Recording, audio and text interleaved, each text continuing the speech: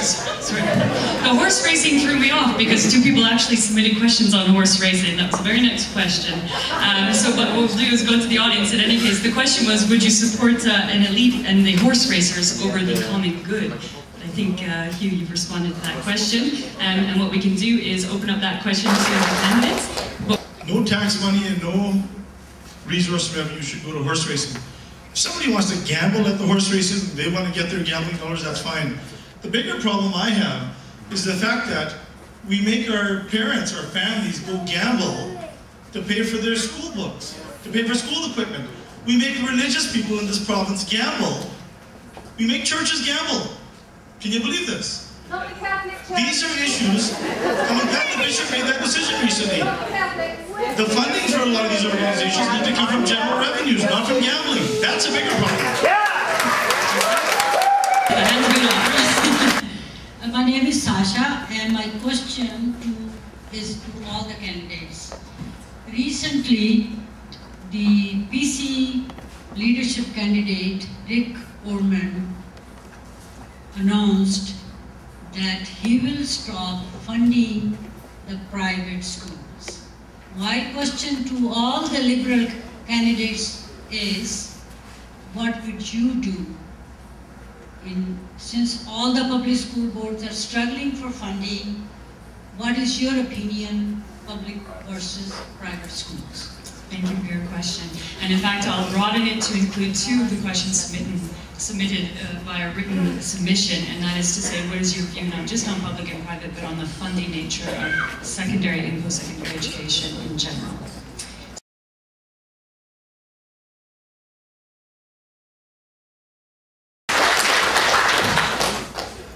Access to public health care and public education are Canadian values. These are bold policy statements that set us apart from our American cousins. If you want to fix healthcare, you actually have to fix education. What we call the social determinants of health. We should not be firing teachers, we should be hiring teachers. We have a baby boom. Our low-income young women between 15 and 19 are having babies 11 times the rate of high-income young women. We have babies having babies, sick babies having sick babies. We need to link the public health component of the health system to the education system to give the teachers support on top of adding more teachers. Thank you. We're going to go to the question at the back as our final question for the evening. Good evening. Just 1 second. My name is Kent Ashby. I'm from St. Albert, and I've traveled a long way to see you guys tonight, and it's very welcome. My question is this. This is directed to all runner-ups and candidates. Being a person with a disability living on age at $11.88 a month, trying to live off of it is hard enough, and trying to find work is hard enough.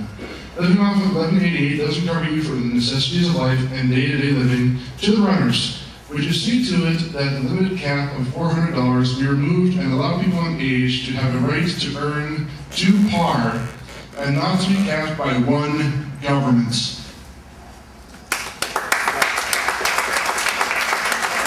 So if we were to summarize the gist of the question, the specifics is, would you remove the cap, and more generally, your approach to disabilities in general. So we need to review all the decisions with respect to government. People need a living wage. Food, shelter, and clothing are the three basic necessities to live a life with some basic dignity. In fact, in government, I said you have to increase the amount that you pay to anyone on age, and only about 15 to 20% are able to work. As if they're able to work, allow them to earn more and have that sense of personal responsibility and pride. So I agree in increasing the wage. We have to look at expenses, affordable housing, the bills, transportation, wraparound services, access to healthcare, and all these other issues beyond just the wage. Thank you. So I'd like to say thank you to all of the candidates for their participation in this question and answer forum.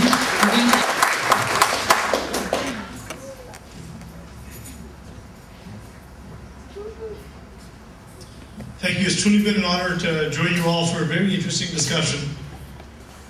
The next provincial election, Alberta is at a crossroads in its history and destiny. the Alberta dream is at risk. I see two Albertas. One Alberta, where if you're senior, we're going to nickel and dime you for everything. From a walk, to companionship, to changing your incontinence pad. If you're a low-income kid, you need education, or might ask you for your visa.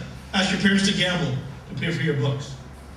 And if you're sick, the current government definitely is going to ask you for your visa, as is the Wild Rose. I'm the one who leaked the document to privatize. Bill 17 was Bill 11 reinvented. Alberta is the province that brought in public health care and MSI in 1937. Wasn't Tommy Douglas, it was Alberta. This is a fundamental Canadian and Albertan value that's at risk. We must form government.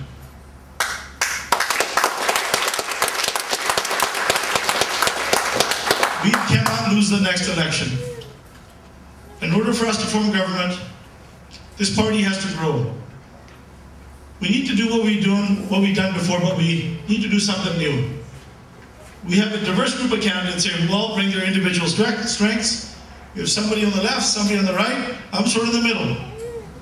But one person isn't going to do this. It will require not only the combined efforts of us as a team, but the question you have to ask yourself is, what are you prepared to do for your democracy and to save your health system and to save the education of your children and the care for your seniors?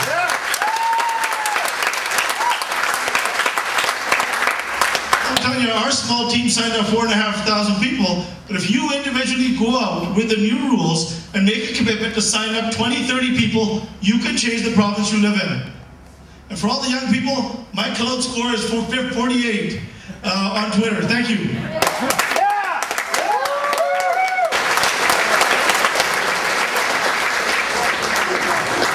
And now, as we conclude, I would like you to combine your heckling, your pent-up interest and emotion, and your applause to say thank you to the candidates for coming out.